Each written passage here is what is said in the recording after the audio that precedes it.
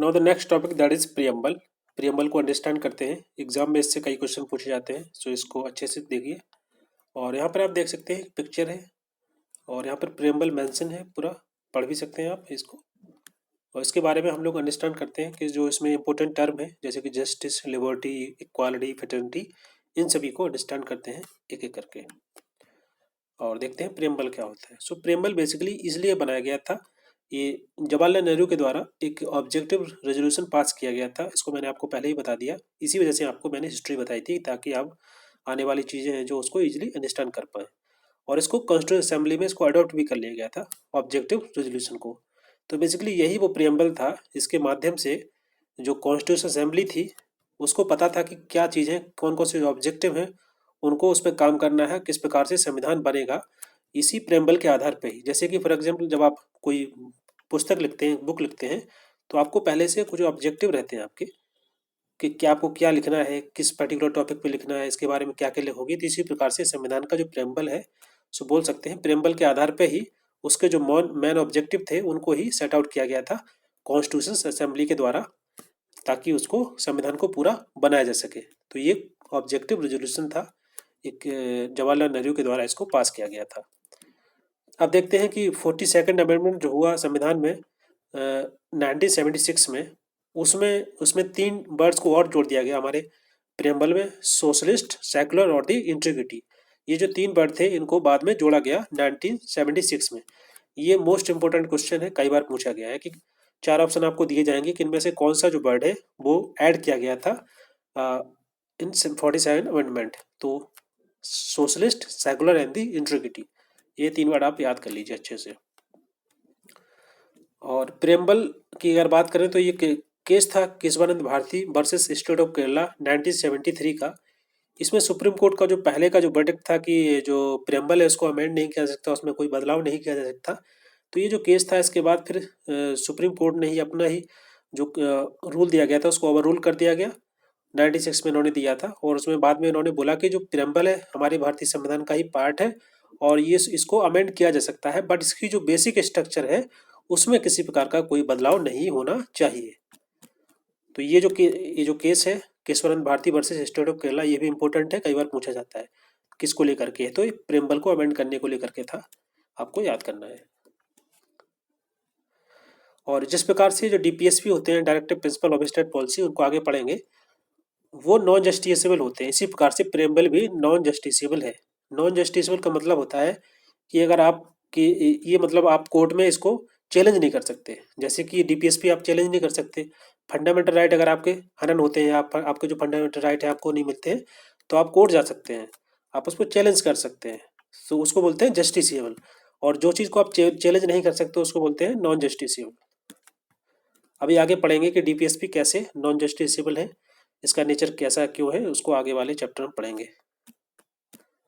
N A Palkhivala के द्वारा इसको बोला गया प्रेम्बल को as a identity card of constitution, संविधान का इसको आइडेंटिटी कार्ड बोला गया। मतलब कि जैसे फॉर एग्जाम्पल आप कॉलेज जाते हैं तो स्टूडेंट के जो आइडेंटिटी कार्ड होता है उसमें सब कुछ डिटेल रहती है उसकी, इसी जैसे कि उसका उसकी क्लास कौन सी है, सेक्शन कौन सा, रोल नंबर क्या है, ये सभी चीज़ें उसमें मेंशन रहती है। इसी प्रकार से हमारे भारतीय संविधान का जो जो प्रेम्बल है वो सब कुछ बता देता है कि हमारे इस संविधान में क्या क्या चीज़ें मेंशन होंगी, क्या क्या चीज़ें लिखी होंगी। And the idea of social, economical, political justice has been taken from the Russian Revolution. Russian revolution से ही हमारे संविधान में ये 3 चीज़ें इनको ऐड किया गया, social, political and the economical justice. उसके अलावा लिबर्टी, इक्वालिटी और फ्रेटर्निटी है, इन सबको मेंशन किया गया हमारे प्रेम्बल में। तो वो भी कहाँ से ली गई, फ्रेंच रेवोल्यूशन से। आपको ये याद करना है कि जो कौन कौन से वर्ड है कहाँ से लिए गए। ओके, एंड इसके अलावा preamble state that the objective to be secure to every citizen. और कौन कौन से जो ऑब्जेक्टिव्स हैं जो कि हर एक सिटीजन, हर एक नागरिक के सिक्योर होनी चाहिए, हमारे प्रेम्बल में मेंशन है। जैसे कि जस्टिस किस प्रकार से, सामाजिक, आर्थिक और दी पॉलिटिकल। और लिबर्टी मतलब थॉट की लिबर्टी, आप कुछ भी आप सोच सकते हैं, आप एक्सप्रेस कर सकते हैं, आपका जो बिलीफ है, आपका जो फेथ है, आपकी जो वर्शिप है, आपका कोई जो रिलीजन है, उसको ये लिबर्टी होती है हर एक सिटीजन को। इक्वालिटी मतलब स्टेटस, जैसे कि अब पहले जो राजा महाराजा हुआ करते थे, अब उस प्रकार का ऐसा कोई सिस्टम नहीं है। जो आप एक्वायर करेंगे, जो आप नॉलेज से, जो आप मेहनत से, वो आपका वो स्टेटस बनेगा। एंड दी अपॉर्चुनिटी, सबको बराबर का हक मिलेगा, अपॉर्चुनिटी मिलेगी सबको, आप जितना आगे बढ़ सकते हैं, ये इक्वालिटी है।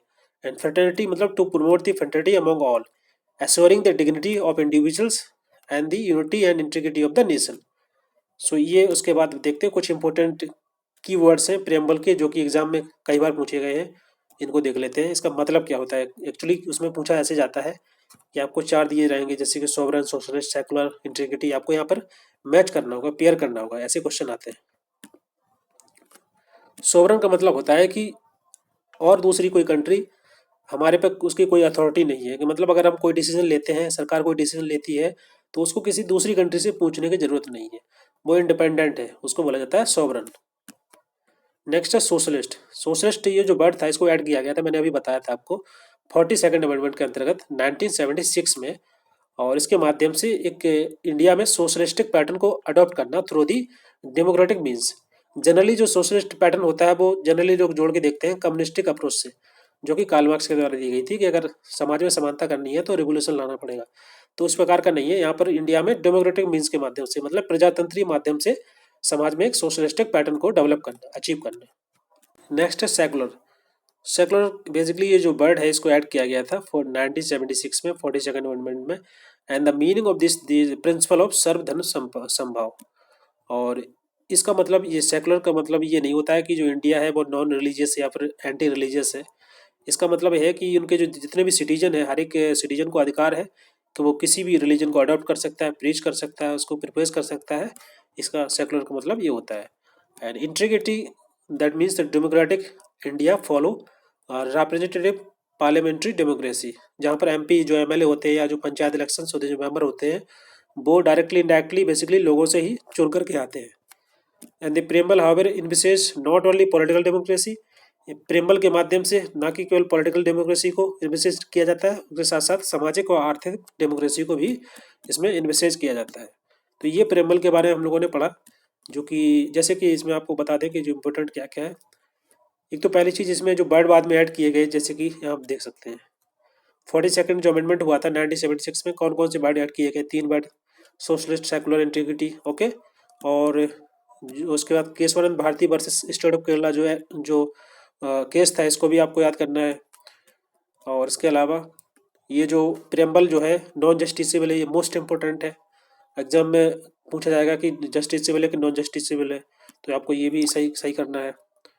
इसके अलावा नेक्स्ट देख लेते हैं, और ये वर्ड कहाँ कहाँ से लिए गए, फ्रेंच रिवोल्यूशन से कौन कौन लिया गया, लिबर्टी, इक्वालिटी, फ्रेटर्निटी। और इसके अलावा मैंने ऊपर बताया था कि जो रशियन रिवोल्यूशन से कौन कौन से लिए गए, सोशल, इकोनॉमिकल, पॉलिटिकल जस्टिस, ये सभी आइडिया लिया गया वहाँ से, ओके। और यहाँ पर ये 4 की वर्ड्स हैं, सोवरेन, सोशलिस्ट, सेकुलर और इंटीग्रिटी, इनका मतलब पता होना चाहिए आपको कि इसका मतलब क्या होता है, ये भी एग्जाम पूछा जाता है। सो आई होप समझ में आ गया होगा। वही नेक्स्ट देखते हैं, रिपब्लिक। रिपब्लिक का मतलब होता है कि इंडिया में कोई भी रूलर नहीं है, ऐसा नहीं है कि कोई राजा था, उसका जो पुत्र हुआ वो फिर दोबारा प्राइम मिनिस्टर बन गया या फिर प्रेसिडेंट बन गया, इस प्रकार का नहीं है, इसलिए उसको रिपब्लिक बोला जाता है। वो डायरेक्टली इनडायरेक्टली है, जो स्टेट से ही चुन के आते हैं लोग। और जस्टिस का मतलब होता है, the term justice in the preamble embrace 3 distinct form of social, political and the economical justice. 3 प्रकार की जस्टिस ये जो प्रेम्बल है इंश्योर करता है। सोशल जस्टिस का मतलब होता है कि सबको, सबके साथ बराबर ट्रीटमेंट होना चाहिए, हमारे जितने भी सिटीजन है इंडिया के अंदर, बिना किसी सोशल डिस्क्रिमिनेशन की। मतलब उनका कलर कैसा है, उनकी कास्ट क्या है, उनका रेस क्या है, क्या रिलीजन है, क्या सेक्स है, क्या जेंडर है, इन सभी चीज़ों को छोड़ करके उनके साथ बराबर ट्रीटमेंट होनी चाहिए।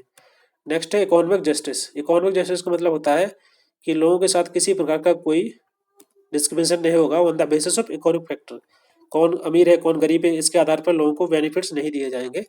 And involve the elimination of the glaring inequality in wealth, income और प्रॉपर्टी में जिस प्रकार की जो इनइक्वालिटी होती है उसको एलिमिनेट करने की कोशिश की जाती है।